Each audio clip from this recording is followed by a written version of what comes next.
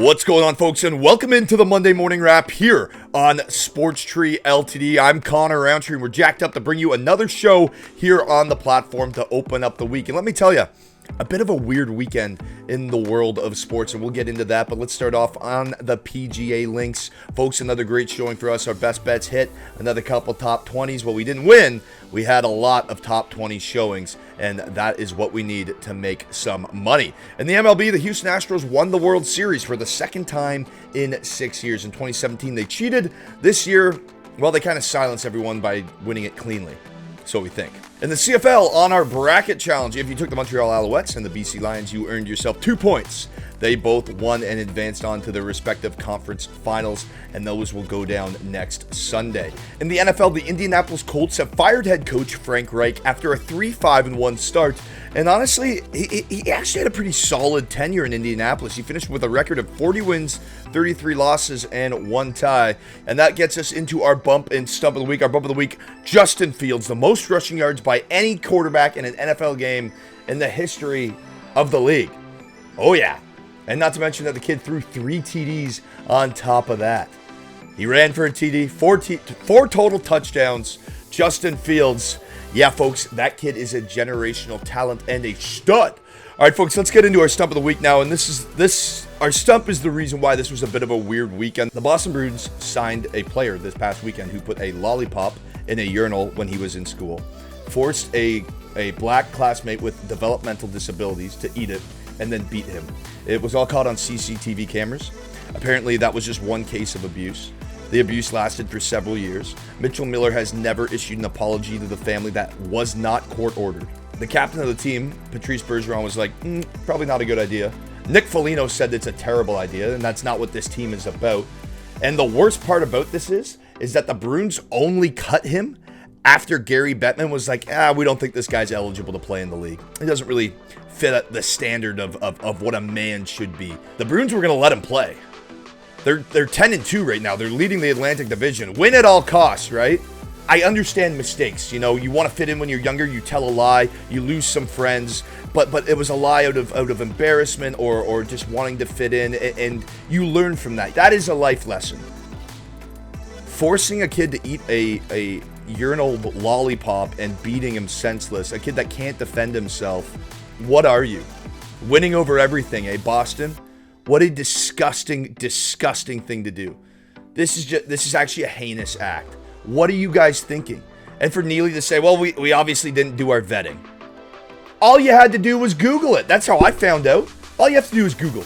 The internet's a great tool. Figure it out, Boston. What a disgusting excuse for a professional franchise you guys are. You're supposed to have kids looking up to you. What does that say about your community? What does that say about you? On a much happier note, we now serve up to you our weekly menu of sporting events, and our appetizers being served up by the NFL. It's Monday Night Football. You have Lamar Jackson and the Ravens going down to New Orleans. The Big Easy to take on Andy Dalton and the Saints. Now, the X factor in this game is 100% Lamar Jackson. Gus Edwards banged up. You have J.K. Dobbins back on the IR, so it's going to be Kenyon Drake and Lamar Jackson and Justice Hill in the backfield for the Ravens. And this is the thing. Lamar Jackson's averaging over 7 yards per rush this season. Last week, Kenyon Drake averaged over 8 yards a rush. So theoretically, they're looking pretty good. In contrast, they have a backfield on offense of a quarterback and a running back who can also do a little bit of damage running the football. Taysom Hill, he's averaging over 6 yards per carry this season. I had over 60 yards just last week on 10 carries. And Alvin Kamara, the running back, is actually getting a 25.8% target share from Andy Dalton. 1 in every 4 throws is going to Alvin Kamara. It's going to come down to which team can stop the backfield duos, right? Which team can stop the opposing team's backfield duo. And I think the team that has the better chance to do that is the Baltimore Ravens. Why? They just brought in Roquan Smith. The guy leads the NFL in tackles. Middle linebacker. Stud. Had a couple absolutely game-breaking interceptions in Chicago earlier this year. I know Mark Andrews is out of the lineup. That will hinder the pass attack. But when you have Lamar Jackson, you have that X factor on the ground. Look out. Something that I just want to attack here. Alvin Kamara, his receiving line is just 36.5 yards. His combined yardage line is 103.5 yards. Over the last 4 weeks, he has not had less than 105 yards from scrimmage. His line is 103.5. I already told you, Andy Dalton's throwing the ball to him 25.8% of the time.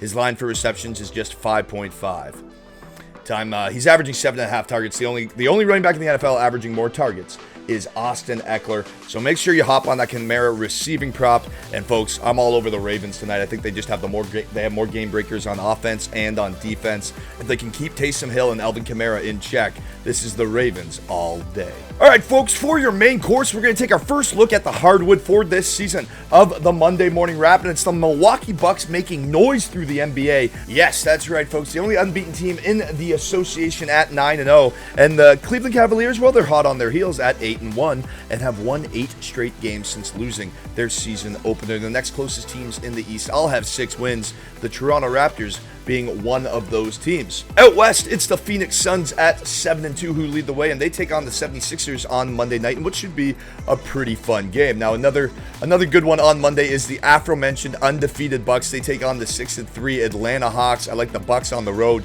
in that one to make a little bit of noise, and then the Toronto Raptors face their old superstar DeMar DeRozan and the Bulls in Chicago in the second leg of a home-and-home. The Raptors welcome back Fred VanVleet on Sunday, and they got the win in doing so, 113-104 in Toronto. And as I said, they flipped the script now and head to Chicago. Look out for the Raptors to make a little more noise now that they have Steady Freddy back on the floor. Folks, their sporting dessert of the week is the NHL, and we're going to give you a little update and then preview some of the best games of the week. And the New Jersey Devils have won 6 straight, and that gives them the lead in the Metropolitan Division with 18 points. The Boston Bruins, we talked about them earlier. They are 10-2. They'll do anything to win. They're leading the Eastern Conference. The only record better in the league is the Las Vegas Golden Knights, who are 11-2, who lead the Pacific Division. In the Central, it's the Dallas Stars leading the way with 17 points. A few games that you need to watch if you're a hockey fan this week.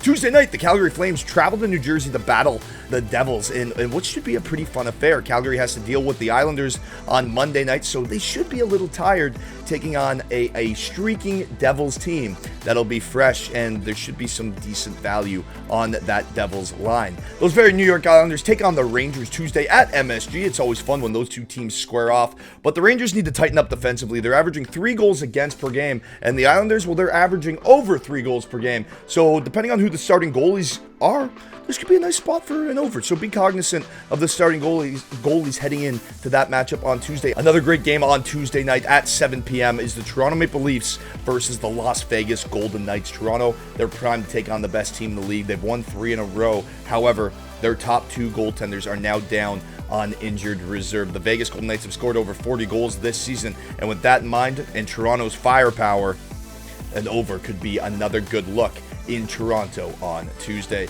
And another great game to check out this week that you have to check out Tuesday night, actually. All these games are on Tuesday. It's going to be a great Tuesday night. The Dallas Stars take on the Winnipeg Jets for first place in the Central Division. This is a battle that can set the tone for this season series, right? This could really set up the season and this division for the year to come. So these two teams have allowed just 27 goals this season, 27 each, tied for the league low.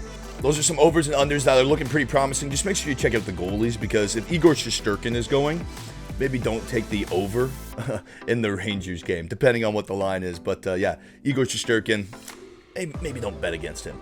All right, folks, on to our trivia question now for this week's edition of the Monday Morning Wrap. To get in to win NBA tickets or NHL tickets, your choice, to see any team that you would like to see, also your choice. Here's your question. Which QB holds the record for the most rushing yards in a single NFL game? I'll give you a clue. He was our bump of the week. We talked about it earlier. The record was set on Sunday. Folks, thank you so much for tuning in. We hope that this helped. We hope that we give you a little update. We let you know what the Boston Bruins and that scumbag of an organization is doing. We also kept you updated on some good games, some fun bets, some Monday Night Football breakdown. Our PGA picks are hot. So let's keep things going here and sign up and keep playing along, folks, because we're having a great time. We're fresh, we're young, we're just 1 week old, and we're already having a ton of fun with a bracket challenge that's live. Make sure you tune in to Talk Brewery to me later this week. We'll have another episode of Third and Long breaking down the CFL and NFL. And then, of course, Friday, we have Trees 3 breaking down all the great sporting events of the coming weekend, including UFC 281. It's fight week, folks. I cannot wait to go and watch some tape on this card. This is going to be a ton of fun. Folks, I'm so excited for this week. Thanks for tuning in to the Monday Morning Wrap. Cheers. That's a wrap.